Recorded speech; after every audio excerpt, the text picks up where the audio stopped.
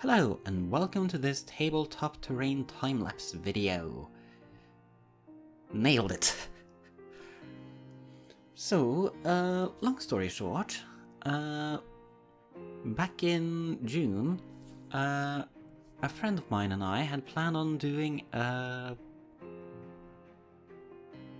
Warhammer narrative campaign Wars of Faith Crusade type of dealio.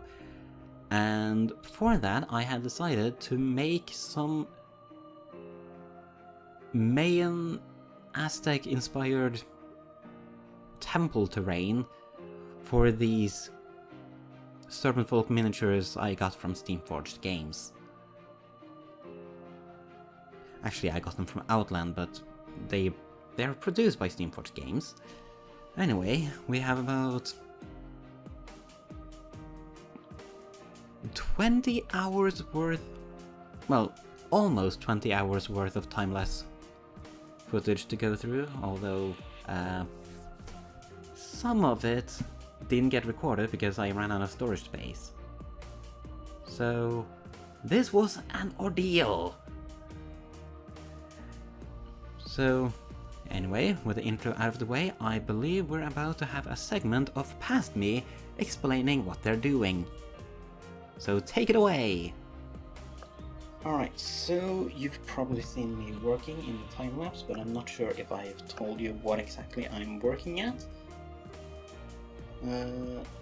Basically, I want to make these small Mayan huts. I've cut out the shape of a roof and a rim, and then the base structure itself, of course. If only the camera will focus. So yeah. Next up is marking where I will glue the parts together and chiseling in the shape of the rock. So let's do that. Alright, so what I basically did at this point is that I marked on the different bits where they would connect. And I also, to begin with, I marked where the doors for the huts would be. But beyond that, I just drew lines of where I wanted to cut the pattern of the bricks. If you want to see a tutorial for how to do like stone and bricks, I would recommend the videos by Sorpasorp, the guy from New Zealand who is making a massive Minas Tirith board. So yeah, you bet that he knows what he's doing when it comes to making miniature bricks. For the pattern of the bricks, I didn't want to have like uniform brick designs. I wanted there to be a lot of variation of how the bricks look, but also as if they are cut specifically to fit with each other's to make a fairly uniform shape, even though all the bricks are different. Now in Sorpasorp's videos, he shows that for some variation you should like push some of the bricks inwards, but to sort of go along with like the thought that like even though every brick is very unique, each brick is specifically designed to fit perfectly with all the others. I felt it suited the narrative purposes better to not do that much. I did however push the shape of the door in. So if you're not aware, the simple way of making bricks is to first draw the pattern and how you want the bricks to look onto the surface. Which is where you can see all these grey lines on the bits I am slowly piling up, because I made, evidently, a huge effort to not actually let you see the work itself. That is off camera. But yeah, it's very simple. You just draw the pattern of the bricks, then you take a knife. You can see me pick up and swap between the pencil and the brick there. You then take a knife and sort of cut into the material where you have drawn the lines, and then after that you go back to the pencil and pull the pencil through all the grooves and such so that it actually widens them and makes a visible gap. And it also makes the lines look even darker because they now have 2 lines of pencils and the shadows from being indented. But most of the time that is just gonna get painted over later. The next step after that, assuming I haven't gotten too far ahead. Okay, so what's happening now is that I'm trying to find out where I put all my toothpicks. Because I will need those to assemble these.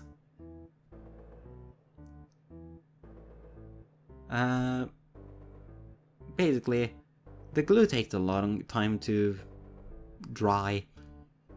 I'm using wood glue for this. I knocked over the tower of roofs there in an instant because I'm super fast.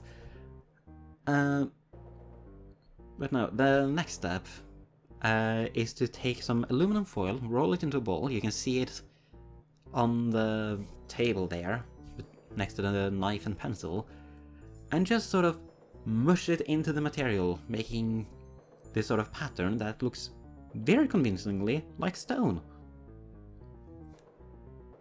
So you see me go to work there.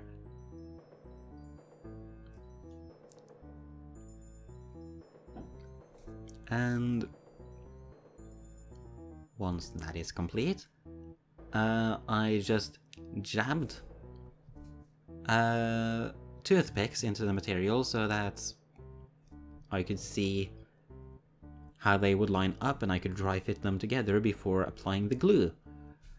And as a bonus, once the glue is in place, the toothpicks will help it stick together until the glue dries. So overall, very good. Also, it will help it keep together solidly.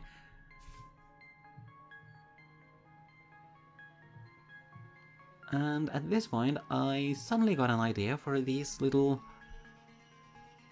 simple blockade terrain for the games. So I just went ahead and drew a grid on a big bit of foam. So the foam is like 5 centimeters tall, so I drew a grid with the size of 1 square per centimeter. And then I basically drew a pattern of these coiling snakes on it. And then I went back and cut out the shape of that so that you would have a snake going up and down and up and down and up and down. And then once I had the shape of it horizontally, I just cut out several 1 centimeter thick slices of it so that I had a bunch of stone danger noodles. Naturally, I also went over these with aluminum foil. Of course, it is my first time using a wire cutter in this video, so they were a bit rough around the edges, but then again, they're supposed to be carved from stone. I also cut them up so I would have some smaller particle snakes, even just some smaller snakes and serpents, so that I could, for instance, lay them out in a grid and make it look like they go into the material, into the ground, and then up from the ground again, sort of burrowing in and out of the soil. Alright, so I've been at it for a while now. I've assembled the huts I mentioned earlier, shaped out all the bricks, and hit them with the old aluminum foil to give them that classic rock texture. Use some toothpicks to help them hold together while the glue dries.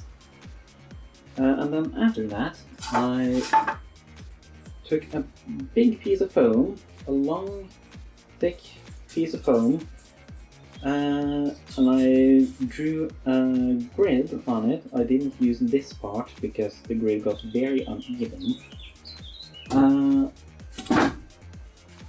But I sketched the shape of a serpent on it and then cut out a very wide serpent And then once I had that very wide serpent, I just cut off several slices of it. So then I had 5 very long serpents, which I then cut up into smaller pieces. So we have a pair of very long ones. And then a bunch of segments without heads to give the illusion of the serpent going down into the ground and then back up again, sort of burrowing up and down. Of course, it's all meant to look like stone. I hit it with aluminum foil. It's just meant to be simple blockade obstacle structures that look like fancy little snakes. So, yeah. In case you didn't clear, this is my first time using this thing. But yeah, for first go, I wouldn't say this is that bad. Of course, bit sad that this got a bit curved, but I can expect anything to be straight when you're arm straight yourself. Alright, so after I stopped recording last night, I basically ran out of recording space. I figured, might as well just chop off the big bits, so that I can just get started painting tomorrow. But tired as I was, I made more mistakes, which then took more time, which of course was more time to get to do even more mistakes. So it took longer than anticipated. And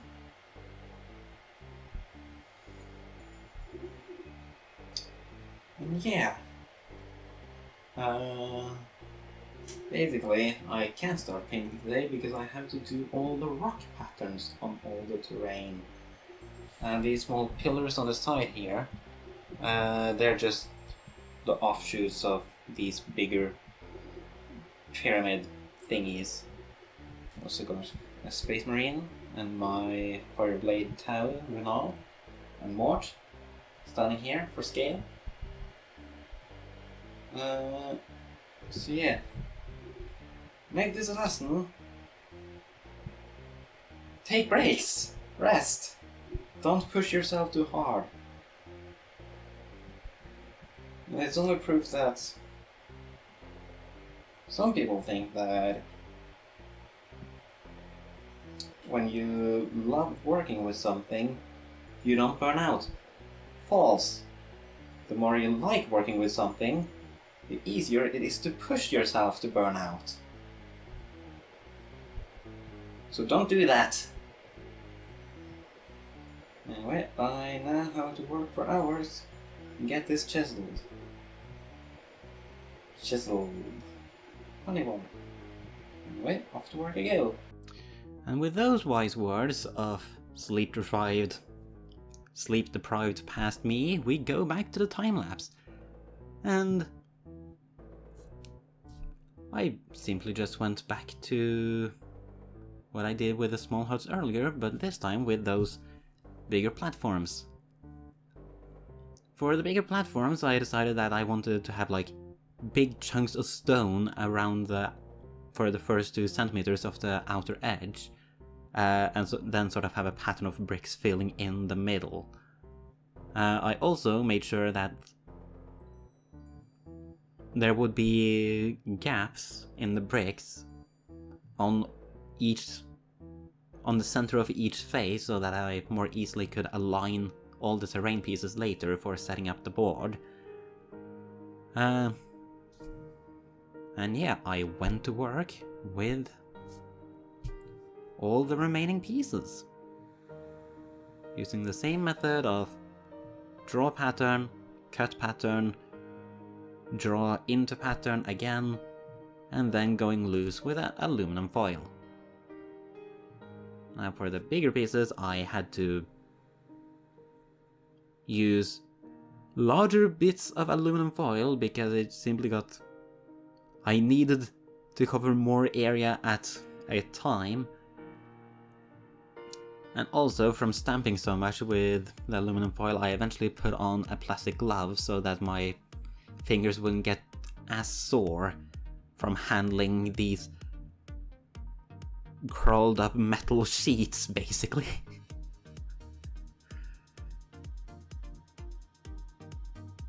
So yeah, with that said, we can probably speed up and go ahead. Alright, so the rest of the footage was recorded at 10 times speed, and then to make the video manageable, I accelerated everything 4 times again. And then I've accelerated this 4 times again, so we're now at 1600% speed. No. 16,000% speed. Anyway, with all the rock work and chiseling out of the way, I went ahead and started mixing paint. So I was trying to go for this sort of sandstone-y granite color, and the plan was basically to build up a solid color of this sort of pale sandstone-y color, and then go over with very thin down paint, thin down to a wash, to sort of seep into all the cracks and make them more pronounced. I also made sure to cover the logo of the foam with a thick coat of paint. However, this next step would spell disaster because it did not seep into the edges. It sort of just pooled on the surface. I don't know if the brush was too overloaded or if I hadn't thinned down enough, or maybe I thinned down too much.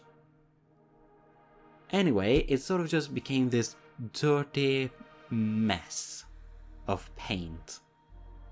And to make matters worse, the water reactivated the paint underneath and made the logo far more visible again. And to make things even worse, I was running out of time before we were supposed to play, and this took, what, 3-4 hours to dry? And I had nowhere else to put it, so I couldn't continue on the other pieces while it dried. So I just had to let it sit there, open up the windows to ventilate the room so that there wouldn't be too much paint fumes. And that's the story. Now, time-lapses can be very fun to watch, but not even that can help the boredom of literally watching paint dry. So let's speed things up again.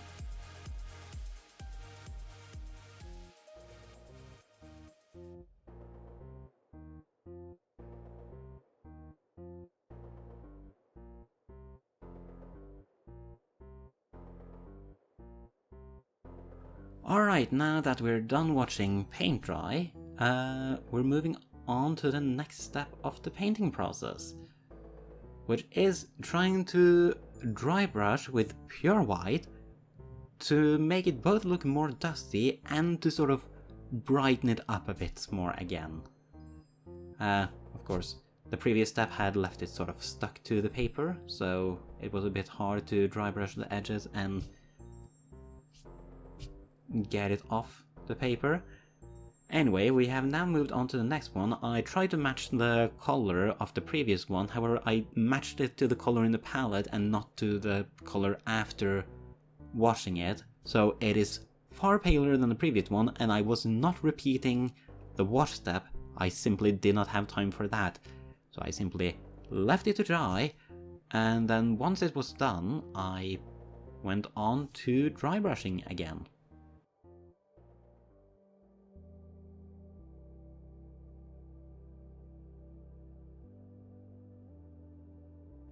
Now, with the dry brushing, I basically did the exact same thing again, but this time on a brighter base coat. And it's sort of...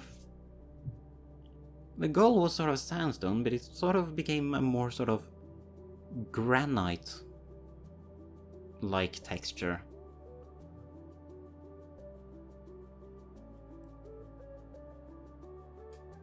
And we're back to watching paint dry. Let's speed it up again.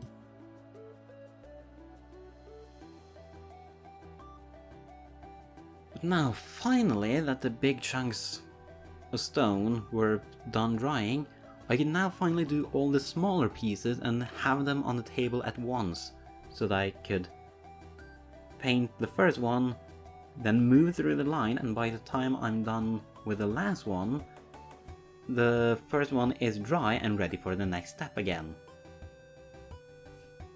So, and this time I also mixed the paint in a darker shade of the previous color so that all the recesses would be darker. Of course, at this point I believe I must have been very tired. I mean, very ready to just be done with the project. Because after base coating all of these smaller pieces, there's no more time-lapse footage. There's no more small log entries of what exactly I did, but I do know that I dry brushed them. So yeah, this is the final leg of the video. I had also planned on making like various jungle and forest terrain for the miniatures to fight in, but I simply ran out of time. The first game was right around the corner, and I was just plain out exhausted, so unfortunately the first game would only be on a floating temple in the sky anyways, so we're good. Yeah, let's watch the final moments of this time-lapse, and then we can look at some pictures of the aftermath.